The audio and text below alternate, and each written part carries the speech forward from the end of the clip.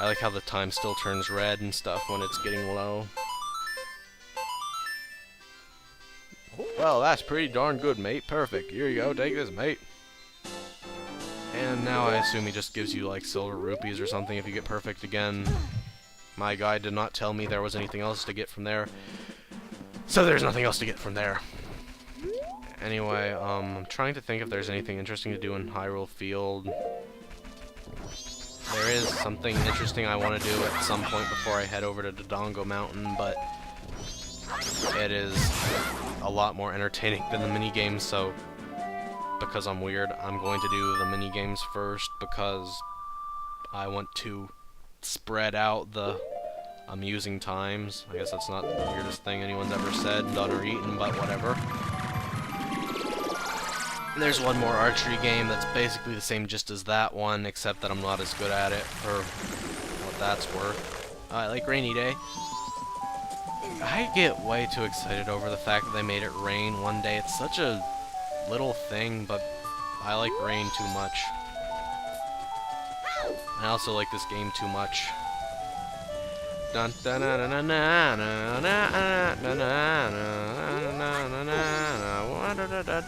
wonder if I can start up the Anju and Keifi quest. This is totally unscripted most of the... Okay, well that ended pretty quickly. I thought maybe I would be able to glitch out something, and by glitch out I have no idea what I mean. Actually, there's a Postman minigame I could probably try that I wouldn't need to practice, but I don't know the times for it. Yeah, I really shouldn't be doing things I haven't practiced because practice makes basic competency.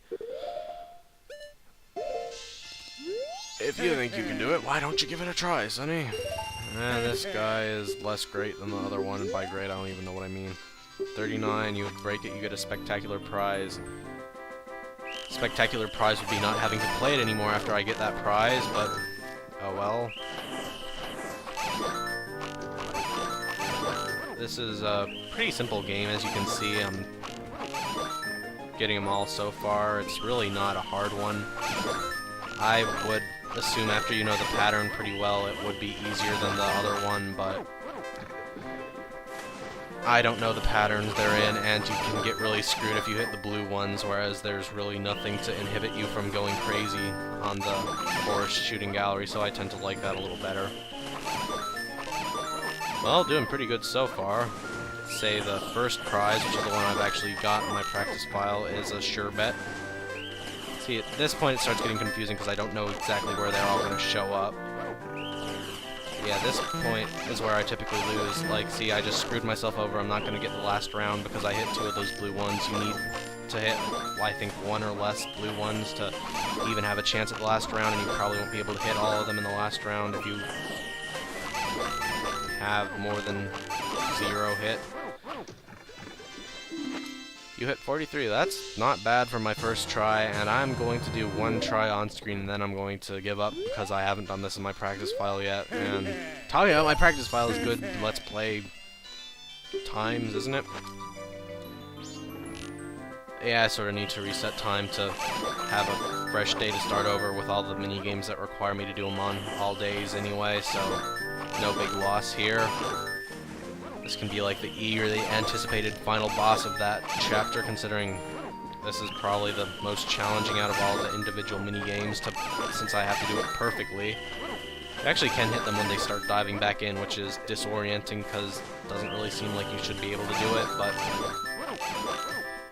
you can do whatever you want if you just believe in yourself and know the limits of the game, probably.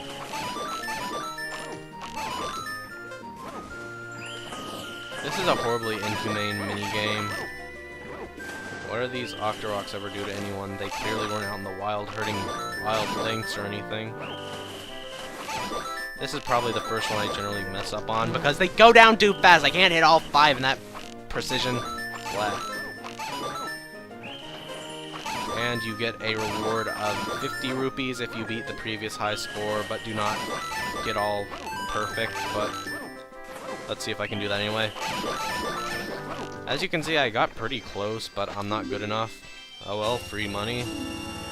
Not bad, not bad. And to end off this segment, I'm going to essentially waste everyone's time, but everyone seemed fairly positive about wasting the time. There was one dissenter, but we shall not speak of that. Basically, are all saying you don't value your time at all and would like to watch me do incredibly repetitive tasks over and over for a boring goal. Sounds sort of like real life. Anyway, now I'm all full up and I can throw all my money at the young banker. And I will come back next time bearing information and practice on how to do things, and this is probably one of the most fun mini games. Oh hey, I didn't even know that you got added to your notebook. Why would you be busy? Can't you stop and smell the finer things of life, like delivering one final letter on the last day of your existence, or having a dumb mini game? This is the kind of question Bomber Notebook's bound to answer. I still like this guy too much for not having eyes and for having semi-temporal stamps and cool stuff like that.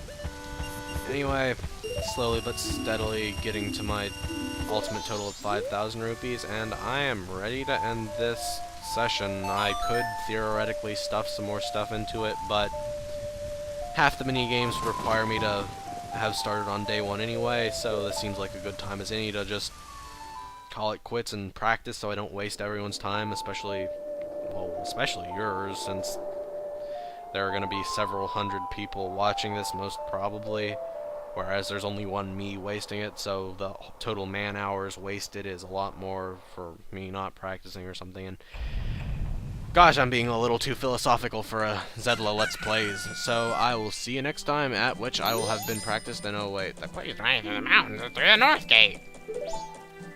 Thanks for sharing, Tattle, thanks for sharing.